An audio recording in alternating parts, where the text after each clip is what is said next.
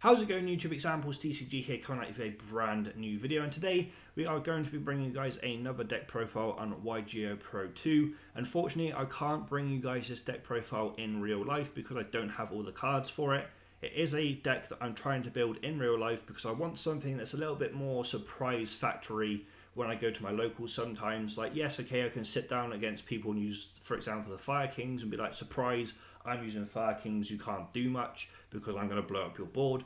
That's all well and good, but when they get used to the Fire Kings, they're going to start siding for the Fire Kings in case they actually end up coming up against me. So I want a few weeks where I can just sit down against someone who thinks that I'm running my Fire Kings, and then I bang out a Mermail deck, and I'm like, yeah, you've just sided for a Fire King deck, but you're not facing the Fire King deck. But still, that's beside the point. We're bringing you guys a Mermail Atlantean Nimble Frog deck today, and yes, that is a mouthful, but still, I'll go into it and I'll explain why in just a second. I've always wanted to basically run Mermails. It's been something that I wanted to run ever since they first came out, but obviously when they first came out, they were quite the meta deck. They were the meta deck to run, so all of the cards were ridiculously expensive. But now I feel that we've had a few reprints of it. Not many people run this deck. That I'm like, okay, I'll probably be able to pick up these cards for a little bit cheaper. I'll probably be able to trade for them for a little bit cheaper. And I'll be able to actually make this deck for once. And with the fact that Nimbles have come out as well, it adds a little bit of spice to the deck in my personal opinion. But nevertheless, let's get into the card choices and go from there. So with any Mermail deck, you run one copy of Mooning Glacier, the Elemental Lord. Pretty self-explanatory. I don't feel the need to kind of go through this card choice because it's been in every Mermail deck ever since it came out. So I still run that copy of the card in this deck because I still feel it's very, very useful. So I run one copy of Mooning Glacier. And then I run two copies of Abyss Megalo. This card is pretty much the boss monster of this deck, apart from obviously your stuff in the extra deck and obviously Mooning Glacier.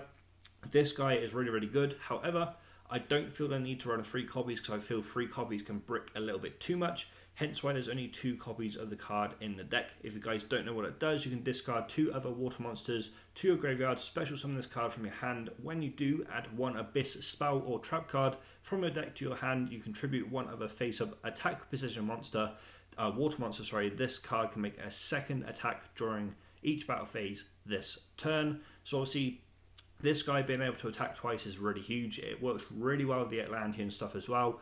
I only have 1 target for his first effect, which is the Abyss Fear, but I'm not really using him for that first effect. I'm using him really for the second effect to pop Atlanteans from my side of the field and be able to make my plays from there. So I run 2 copies of Abyss Megalo, then run 3 copies of Abyss Teus. I feel that 3 copies is pretty much spot on for this particular build with Abyss Teus.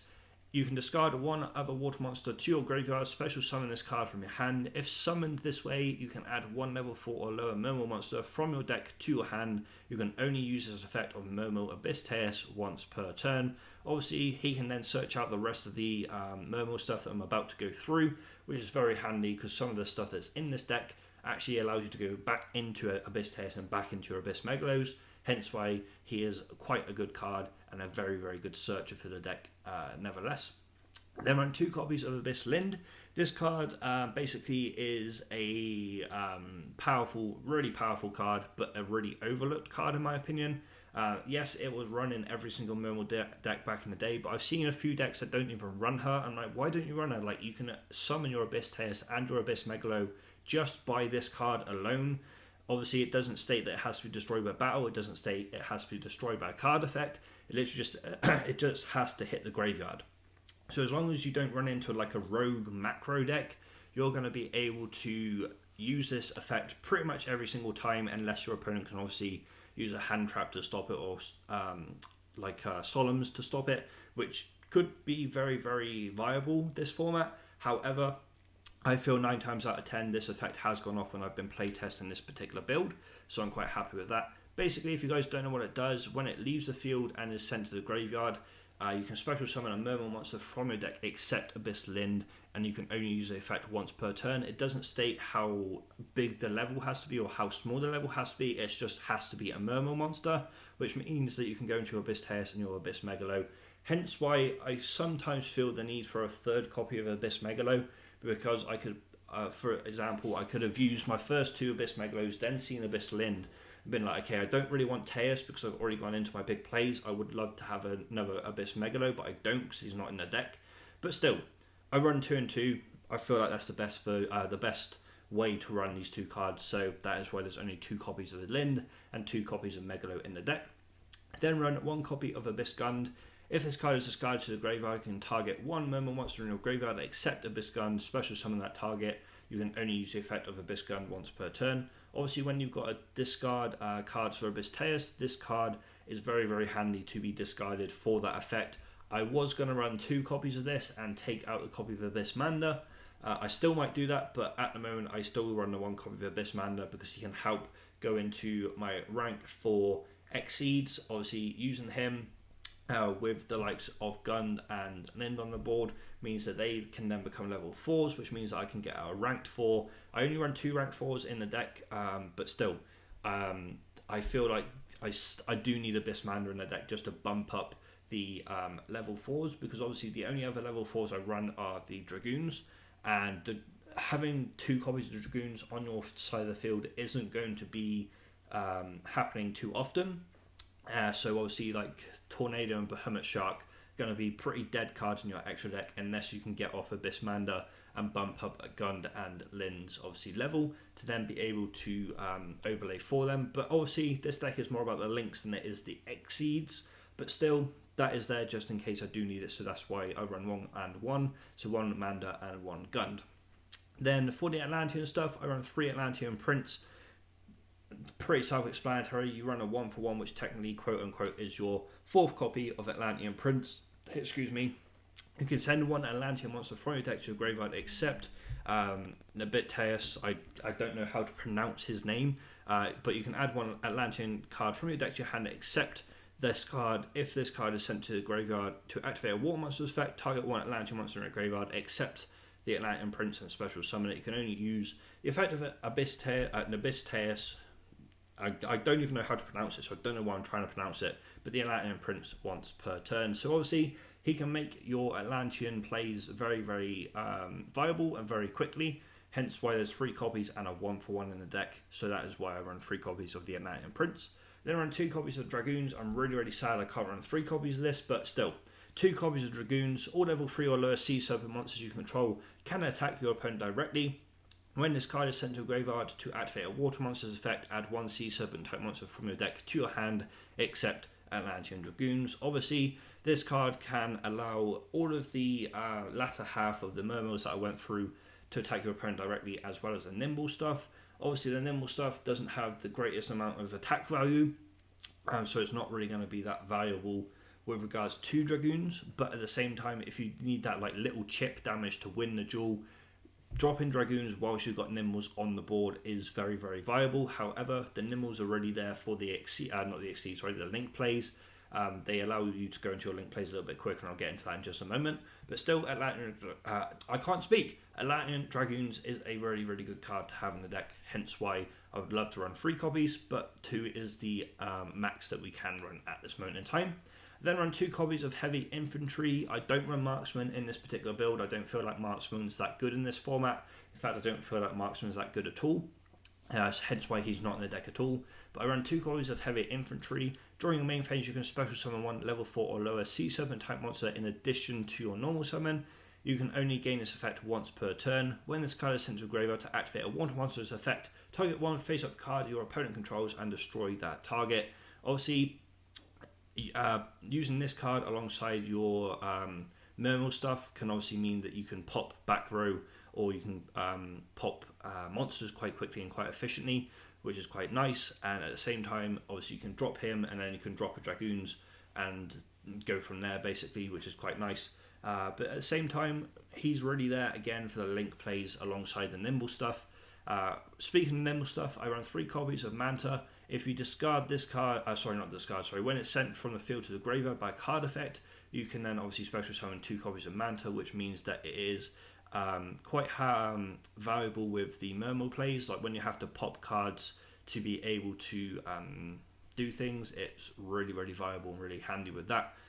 For example, with this one, you can tribute a face-up Tapestry of a Mortal Monster, so you tribute your Manta special summon 2 other mantas, and then go into your link plays in main phase 2, which is quite handy. I then run 1 copy of Nimble Angler. I don't feel a need to run any more than 1 copy. If this card is sent from your deck, from your hand or deck to the graveyard, should I say, you can special summon up to 2 level 3 or lower Nimble monsters from your deck, except Angler. It's another way to go into your Manta plays.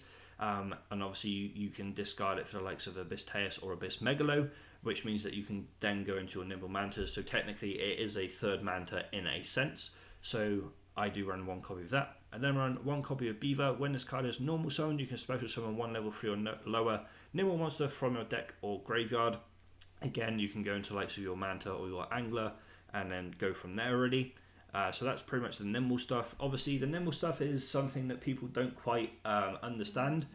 They don't quite obviously get the fact that Nimbles can pretty much explode your board and then get yourself into your extra deck. People don't tend to use like Solemns on Nimbles because they're like, oh, it's not worth it. It's only like quite a small monster, and then by the time that you've made your plays with them, they're like, I really wish I used Solemn on the Nimble stuff that was special summoned. But still, the Nimble stuff is quite handy in the deck. I'm still play testing around with it to see if it works as well as I want it to, but still, I run the Nimble engine, or that's the Nimble engine, sorry, that I run in the deck. I then run the usual Frog engine of 3 Swap Frog and 1 Ronin Toadin. Obviously, these can let you go into your Totally Awesomes that are in your extra deck, hence why they're in here. Plus, obviously, Totally Awesome is very, very handy to have in this particular build. So that is why the Frog engine is incorporated within the deck. So 3 Swap Frog and 1 Ronin Toadin. Then run 1 copy of Sea Diva. When this card is normal summon, you can special summon 1 level 3 or lower Sea Summon monster from your deck. Obviously, drop your Diva, drop your Dragoons, and basically make plays from there. Or you can drop a Diva, drop like a Frog and go into a Frog engine. There's so many different plays that Sea Diva allows you to make within this deck, which is why it's probably down at 1. I really wish we could run more than 1 copy, a little bit like Dragoons, but still, it is what it is. We run the 1 copy of Sea Diva in this build. And then run 3 copies of Ash Blossom and 1 copy of Ghost Ogre as the hand traps. I feel that Ash Blossom is the best hand trap that we've got in the current format that we can actually use viably. So that is why there's 3 copies of her and 1 copy of Ghost Ogre. I feel that Ghost Ogre we could probably drop out the deck and add something else in for it. But it is there as another hand trap basically alongside the Ash Blossoms. That is why he's in this particular build. Obviously just to help out with the hand trap situation. I then run 2 copies of Instant Fusion. With regards to this particular card, there was 1 card that we used to run in Mermails that has now been banned, I believe. Hence why Instant Fusion isn't really used in too many decks anymore with regards to, obviously, the spells. But I do run 1 copy of Millennium Eyes Restrict in this deck, which is why Instant Fusion is in this particular deck, to be able to use this bad boy here. Then run 2 copies of Pot of Desires. I had a very, big debate with myself whether I wanted to use Desires or whether I wanted to use Moray of Greed. I didn't know which one really. Obviously, Pot of Desires can screw you over with this deck or with any deck quite easily. But at the same time, Moray of Greed is only really there for consistency purposes. So I'm kind of thinking to myself, I'm either going to use the Pot of Desires or the Moray of Greed. Not too sure which yet. I'm more than likely going to run the Moray of Greed just because it adds a little bit more consistency to the deck. But obviously Pot of Desires I have been playtesting with and it has worked quite well for me. But I still need to playtest with Moray of Greed just to see which one I would prefer to play. If Moray of Greed becomes the choice, I will obviously update this deck profile once I've playtested it with it in real life and actually swapped and changed a few cards, obviously from feedback from the guys that I play against. But at the moment, I run 2 copies of Pot of Desires, but as I said, there is potential for that to turn into Moray of Greed. I then run 1 copy of Upstart, basically just to thin out the deck as quickly as possible. 1 copy of 1 for 1, again, it's basically your 4th copy of Atlantean Prince, as I mentioned earlier. 1 copy of Foolish Burial, it allows you to put your Manta into your,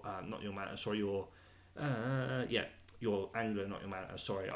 I keep getting Manta and Angler confused with their effects, but it's basically to drop this into your graveyard and then special summon 2 copies of Manta. Which obviously allows you to then go into your link plays. And run 1 copy of Soul Charge. This card can win you games with this deck quite quickly and quite efficiently. And then 1 copy of Abyss Sphere. This is there, number 1 for obviously the Abyss Megalo effect. But number 2, it's the only trap I really want to run in the deck. You can special summon a Mermail monster from your deck. Its effects are negated. You can activate any spells. When this card leaves the field, destroy that monster. Destroy this card during an opponent's next end phase after activation. This card's basically there to special summon another Mermail and then go into like Exceeds or Link plays. It doesn't really get used other than that, really. So that's the main deck. Is exactly 40 cards. I feel that if you go over 40 cards, only go over by like 1 or 2 for this deck. But if you're gonna run the like actual deck itself with the Nimbles in there, I feel like 40 cards, should I say, is the ideal like situation to run. So that is the main deck, and then onto the extra deck. I run 2 copies of Totally Awesome. As I said, the Frog engine can get you into this very, very easily and very, very quickly. Then I run 1 copy even of Bahamut Shark and 1 copy of Tornado Dragon. I feel like these are the 2 hardest cards to bring out in this particular build, because you only actually run 2 level 4s within the deck, but then you obviously run the Abyss Mander. 3 level 4s, including the Abyss Mander, and then obviously you can bump up the Abyss Lindh and the Abyss Gun to level 4 with Abyss Mander's effect, which is quite handy to actually go into your Tornado or into your Bahamut Shark. So I run 1 copy of each. Then run 1 copy of Abyss YuGiOh. I don't really run any other Mermail Exceeds. I feel that this is the best Mermail Exceed, but I don't feel the need to run any more than 1. So I run 1 copy of him. 1 copy of True King of all Calamities. Now this card is run in the deck because it's a card that a lot of people cannot get around. There's a lot of decks now in the current format that just cannot get over this particular card. There's a couple of decks that can, but Light Swans considerably struggle with this particular card, as alongside Spirals, I think, is the other one. So there's quite a few different decks that struggle to get over this card, hence why I do run 1 copy in this particular build. So that's all the Exceeds I run. The links that I run, 1 Link Rebo and 1 Mr. Boy. I feel like these 2 obviously are quite handy in the deck. Obviously, 1 level 1 monster means that you can just drop Prince and go into a Link Rebo quite easily. And obviously it says when an opponent's monster declares an attack, you can tribute this card, change that opponent's attack to 0, monster's attack to 0 until the end of this turn. If this card is in your graveyard, quick effect, you can tribute 1 level 1 monster, special summon this card. You can only use the effect of Link Rebo once per turn. Quite handy card, obviously allowing you to drop your opponent's attack, monster's attack to 0. With its effect is quite handy, and obviously being able to tribute a level 1 to tribute in your Lantern Prince and bringing them back to your side of the field is also quite handy as well. Also, the Mr. Boy, obviously pretty self-explanatory. It's an Aqua, it's a link, it allows you to go into your plays quite efficiently, as all mortal monsters on the field gain 500 attack and defense, and fire monsters lose 400 attack and defense. So obviously if I am going to be up against a Fire Kings, for example, someone forgets a deck, goes, oh, can you let me borrow one? Yeah, here you go, here's my Fire Kings. This card can actually disrupt that deck quite efficiently. So once I start running my Fire Kings at locals, I kind of expect this card to appear in some people's decks if they are running obviously Mermails. Not a lot of people do, but if they are, obviously I expect to see this card appear in a few of their decks. Then run 1 copy of Underclock Tiger. This basically just allows you to extend your plays a little bit more efficiently, because you can target 1 face-up monster that the card points to, and 1 face-up monster your opponent controls. The opponent target loses attack equal to the attack of the monster that the card does point to. So obviously it allows you to extend your plays, because you can drop this, and then obviously, for example, I don't know, you use something that's quite heavy in attack, target 1 of your opponent's monsters, drop it down to quite low, and then push for game. It is quite a nice card to have in the deck for that particular reason. Then run 2 copies of Decoding Talker and 1 copy of Proxy Dragon. I was going to run 1 and 1, but I found that I had space to run 2 Decode and 1 Proxy. And when I watched the original deck profile from the person that I kind of got the Nimble idea from, he basically said that he wished that he could run 2 copies of Decode. Now, I took out one of the cards that he had in his extra deck that I didn't really like the look of, and added in a Decode Talker, just because number 1, he said, I wish I had another copy of Decode, and number 2, the other card that he ran in the extra deck, I just didn't feel like it worked within the deck for me, hence why I took it out and put in 1 additional copy of Decode Talker in the deck. And I also obviously run the Proxy Dragon, pretty much staples at the moment for most extra decks that I've been seeing. Then run 2 copies of Saruja Skull Dread. Now this guy, is quite the card, let's put it that way. So basically 2 monsters with different names is needed to summon him. This card gains effects based on the number of monsters used for its link summon. So 2+, if a monster is normal summoned or special summoned to his own, the card points to that monster, gains 300 attack and defense. 3+, you can special summon 1 monster from your hand once per turn.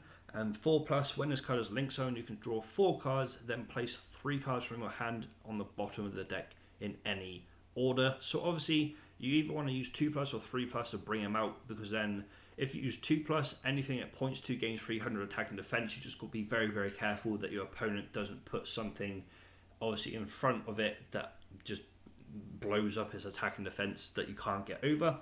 But it is quite nice to have obviously the additional attack and defense with this deck, with how low some of the cards are in attack and defense values.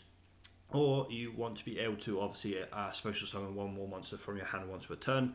So this card can help you out a lot with this deck. It's one of those cards that I really like the look of, and I actually really liked the fact that it was played in the deck that I watched, and I thought, okay, if you're going to play 2 copies, I'm going to play 2 copies, and in playtesting, this card has been incredible, hence why he has stayed in the extra deck. And the final card I run, as I said, is Millennium Eyes Restrict.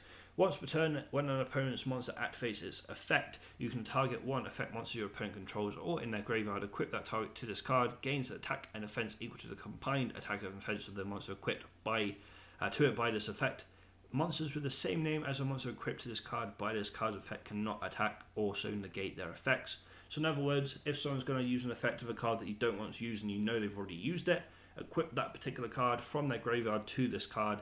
Obviously it gains its attack and defense, and they can't use that effect. So obviously Millennium Eyes Restrict can shut down quite a few decks and quite a few plays, which is why I do run this card in the deck. It's like a little tech card in this build. I saw the profile that I watched actually run this card as well, and I thought, you know what, I like the look of that, I'm going to try it out for myself. So that's the deck as a whole, guys.